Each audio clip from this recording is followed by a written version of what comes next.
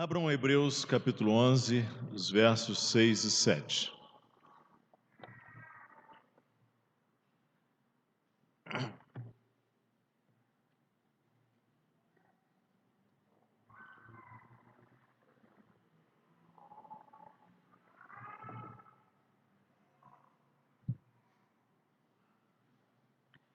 Hebreus capítulo 11, os versos 6 e 7.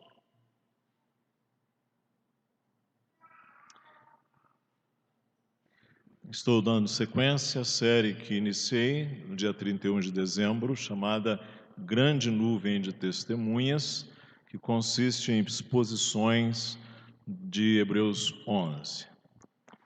Os versos 6 e 7.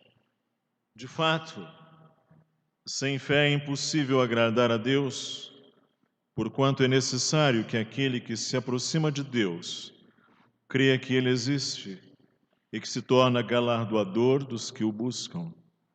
Pela fé, Noé, divinamente instruído acerca de acontecimentos que ainda não se viam, e sendo temente a Deus, aparelhou uma arca para a salvação de sua casa, pela qual condenou o mundo e se tornou herdeiro da justiça que vem pela fé. Até aí. Um psiquiatra alemão chamado Kurt Schneider, falecido em 1967, ele propôs em 1948 que no diagnóstico da esquizofrenia há dois sintomas que ele chamou de sintomas de primeira ordem. Primeiro é o sintoma da alucinação. Alucinação são distúrbios da sensopercepção, ou seja, dos sentidos, em que a pessoa vê coisas, ouve coisas, sente coisas, que não são realidades, mas que são experiências dela. O segundo critério, o segundo sintoma de primeira ordem é o delírio. O delírio já é uma ideia, um pensamento, tem uma história, é um distúrbio do pensamento.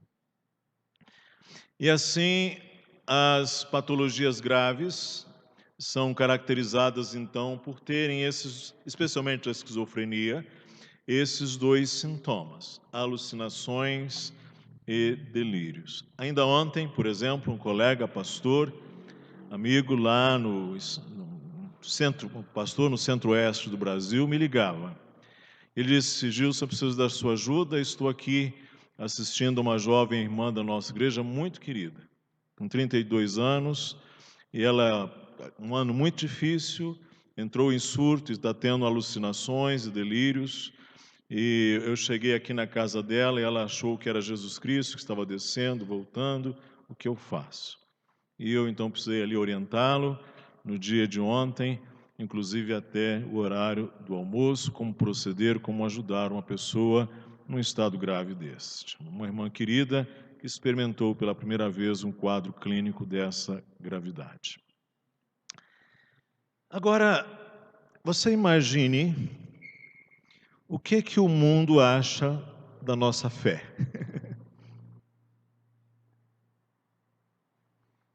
De fato, o mundo acha a fé loucura.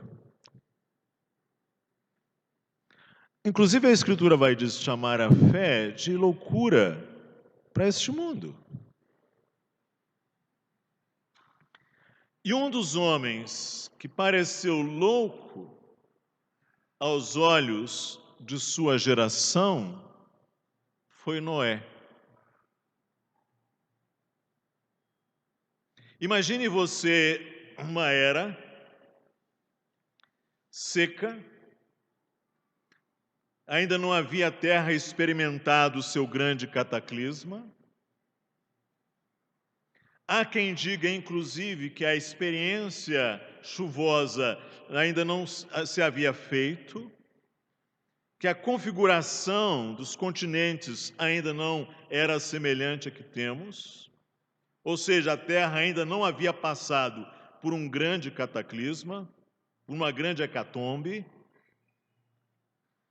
é lugar seco, e um homem começa a construir um barco de grandes proporções, em terreno árido. E ele faz isso por 1 década, 2 décadas, 3 décadas, 4 décadas, 5 décadas, 6, 7, 8, 9, 10 décadas. Não preciso nem dizer que a geração dos seus dias o teve como um louco. Alguém que alucinava. Alguém que delirava. Mas é interessante, irmãos, que a Escritura vai dizer, na definição de fé que nós já vimos aqui no dia 31, que a fé é a certeza das coisas que se esperam, é a convicção dos fatos que se não veem.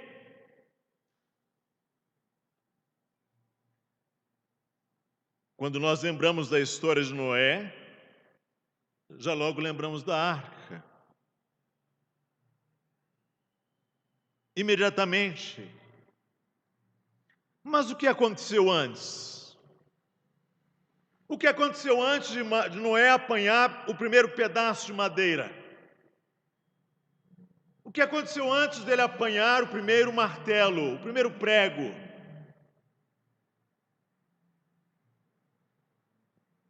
Foi o encontro com Deus. Ou Deus veio ao seu encontro. E Deus lhe trouxe uma palavra e o chamou. E lhe fez promessas. O texto que nós lemos diz que Deus, que aquele que é impossível agradar a Deus sem fé, porque é necessário que aquele que se aproxima de Deus creia que Ele existe e que Deus galardoa, que Deus recompensa aqueles que o buscam com fé. Ou seja, que a fé não deixa de ser contemplada, galardoada por Deus. E aí então fala de Noé. E diz que pela fé Noé, observe, divinamente instruído acerca de acontecimentos que ainda não se viam. Primeiro, Noé precisou ser divinamente instruído acerca de acontecimentos que ainda ele não via. Na época de Noé era uma época de grande declínio, uma época de corrupção moral, de degradação moral. O texto vai descrever que a terra estava cheia de violência. Noé, porém, achou graça diante de Deus. E eis a história de Noé. Noé era homem reto, justo, e encontrou graça diante de Deus no meio de sua geração. Uma geração hostil, rude, sanguinária, decadente, moralmente decadente, violenta. E Deus vem ao encontro de Noé. Noé acha graça diante de Deus e divinamente instruído acerca de acontecimentos que ainda não se viam, ele temeu a Deus. Porque fé, não há fé sem temor de Deus. E o princípio da sabedoria e não da loucura, segundo a Bíblia, é exatamente este. O homem mais são, mais sábio, segundo a Bíblia, é exatamente aquele que teme a Deus. O temor do Senhor é o princípio da sabedoria.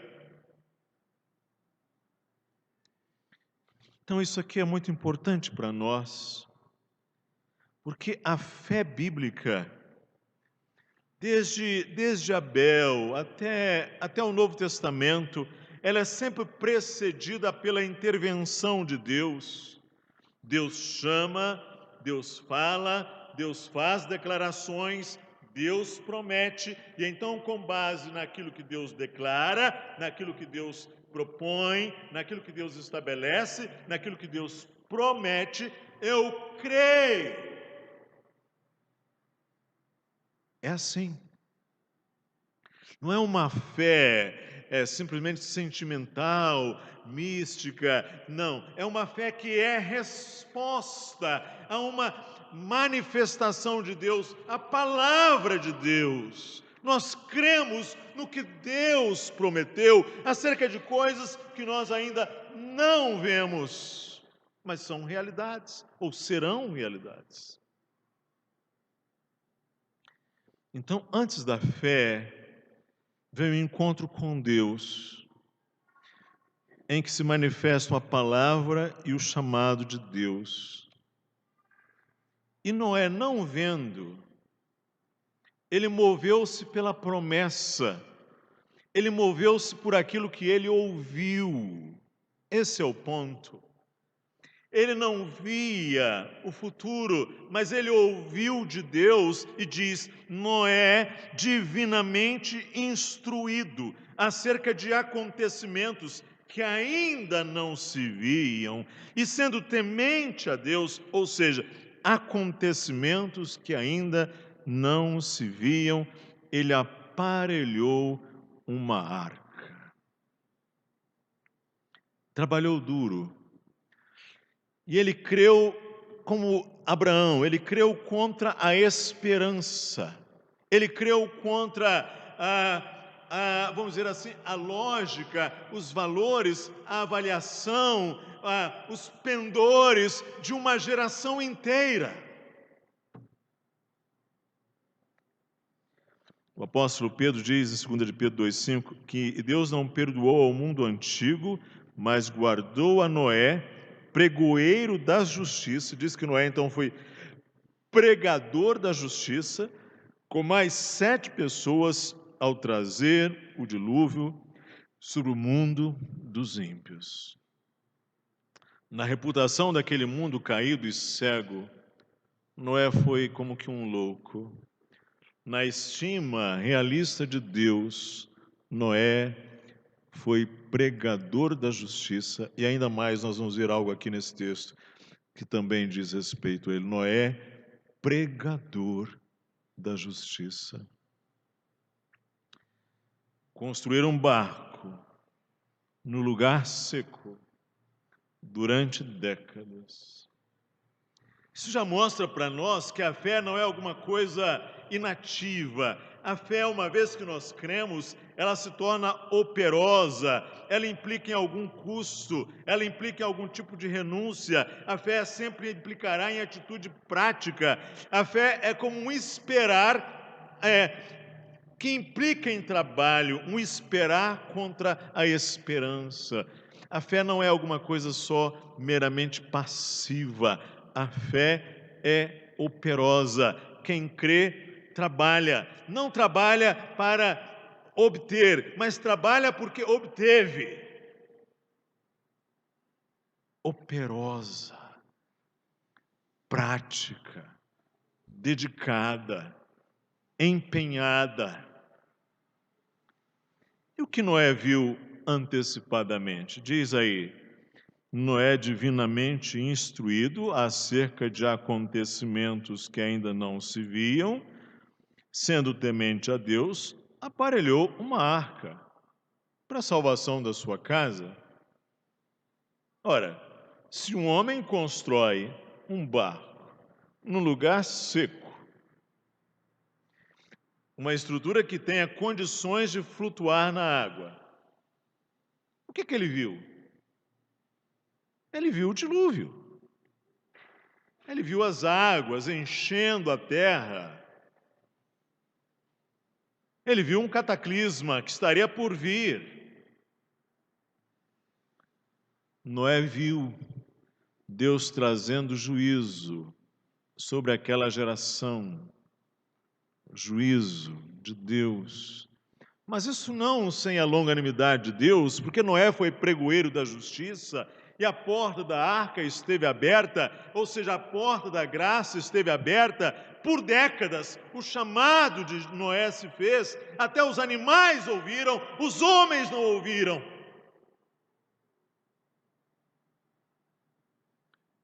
Há uma cegueira no ser humano, há uma dureza no ser humano. Ele precisa de graça para crer. Precisa ter os seus olhos abertos. Então a fé sempre implica em ver antecipadamente algo que não está diante dos olhos. Às vezes nós dizemos, eu tenho um ditado que digo muitas vezes, a fé vê o invisível, ela crê no incrível, ela recebe o impossível. Mas eu tomo um certo cuidado de falar essa expressão impossível, invisível, porque não são necessariamente coisas invisíveis, no sentido de que não podem ser vistas. São coisas não visíveis, mas são realidades.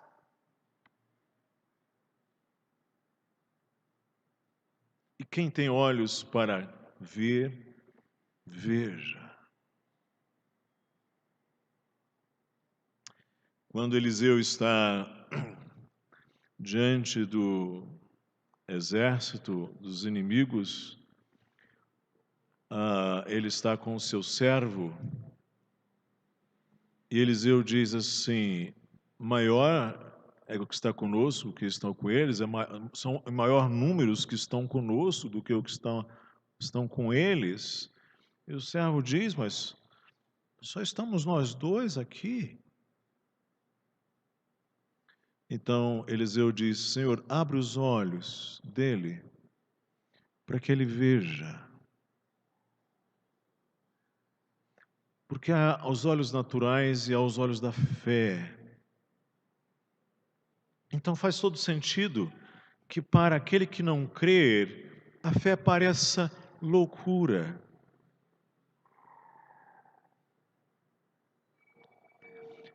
Porque contradiz a aparência, os dados das coisas postas. E não é só por uma questão de falta de visão das coisas, irmãos. Porque a incredulidade é alguma coisa arraigada. Faraó viu 10 pragas e ainda permaneceu endurecido. Aquela geração dos dias de Elias viram os milagres de Elias e Eliseu e ainda assim eles odiaram Elias e Eliseu. Aquela geração dos dias de Jesus Cristo também viu os milagres. Viu Jesus curar o cego de nascença, ressuscitar o filho da viúva, dizer a Lázaro: sai da sepultura, e ainda assim permaneceram incrédulos e levaram o Messias à cruz. Porque a incredulidade não é só uma questão de evidências. A incredulidade é uma questão de coração. É preciso graça de Deus.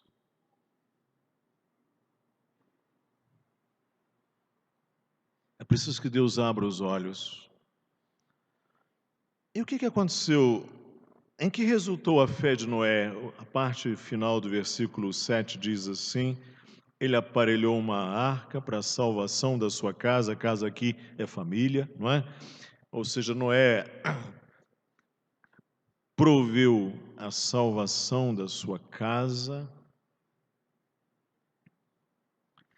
Noé condenou o mundo.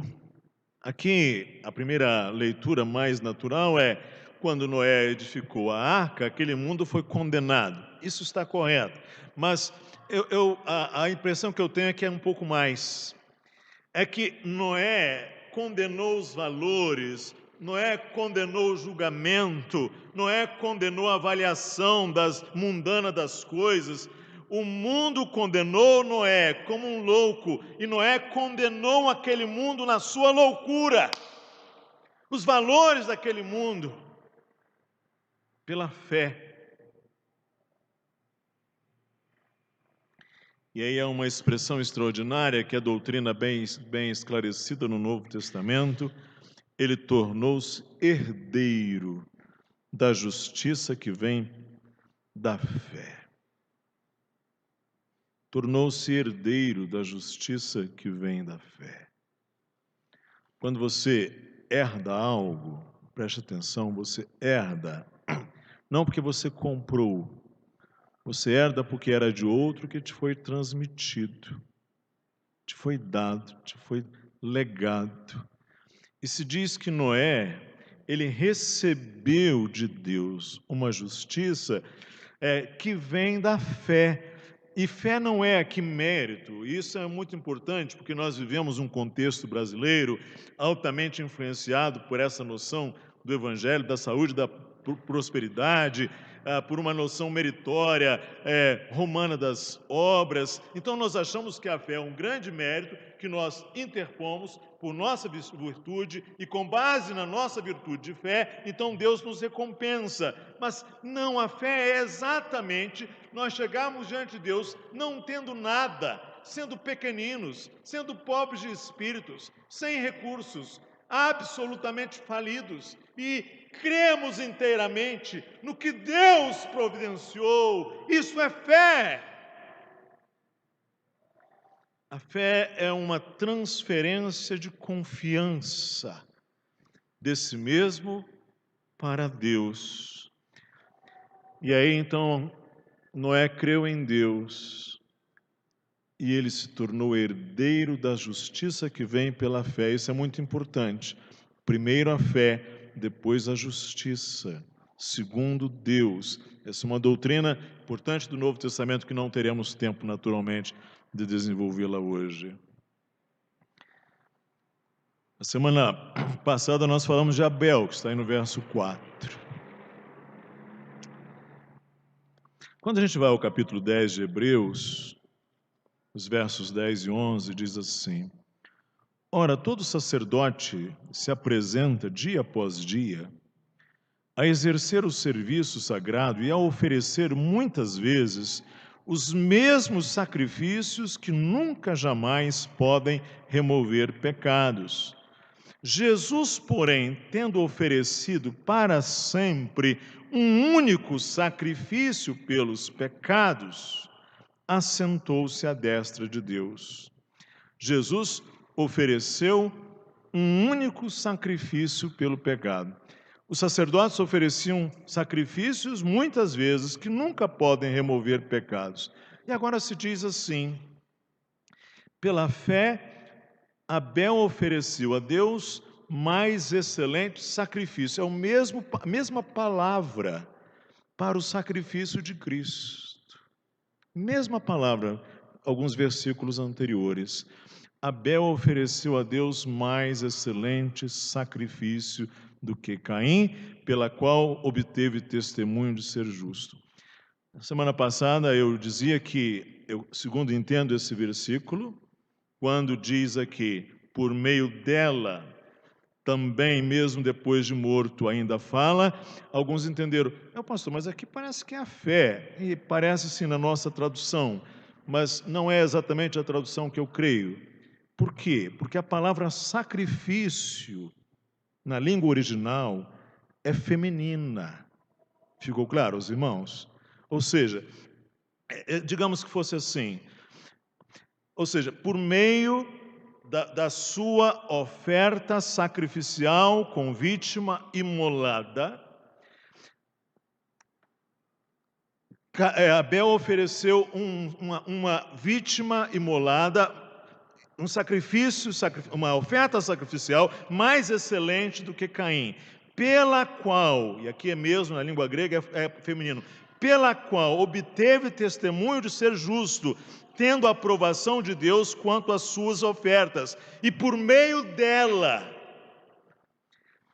essa vítima, Abel, com a sua vítima sacrificial imolada, mesmo depois de morto, ainda fala. Esse é o sentido desse texto. Abel derramou o seu sangue e mesmo morto, por ter oferecido ali crido numa oferta também da vítima, com sangue derramado, como sacrifício de Cristo, mesmo depois de morto, Abel ainda fala. Significa que ele creu no sacrifício. Ele creu na vítima propiciatória. Eu termino dizendo, irmãos, a fé sempre tem início com o encontro com Deus, com uma intervenção da palavra de Deus, com o chamado de Deus, com a promessa de Deus. Essa é a razão porque nós devemos orar por aqueles que não os creem, para que eles vejam, para que o Senhor lhes abra os olhos, para que eles creiam. E quando as coisas apertam, é a fé que sustenta. É a fé que vai sustentar essa convicção, essa certeza das coisas que se esperam, essa convicção de fatos que se não veem, é o que vai sustentar a pessoa na hora em que as coisas apertarem, na hora em que as coisas estiverem adversas. A pessoa vai crer contra a esperança, como Noé. E a fé sempre vai implicar em algum tipo de custo, de renúncia, em atitude prática. E quando passamos pelo fogo da provação, ou pela perseguição, ou pela privação, vamos nos lembrar de Noé e de outros, que ainda veremos. Porque a fé é que nos traz esperança para a alma. É a fé que nos move para frente, é a fé que nos sustenta. E nós temos de Jesus Cristo muitas promessas, muitas. O apóstolo Pedro dirá que nós temos de Jesus Cristo.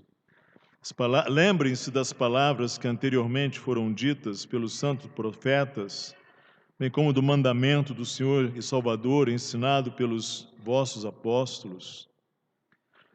Tendo em conta, antes de tudo, que nos últimos dias virão escarnecedores com seus escárnios, andando segundo as suas próprias paixões e dizendo: onde está a promessa da sua vinda?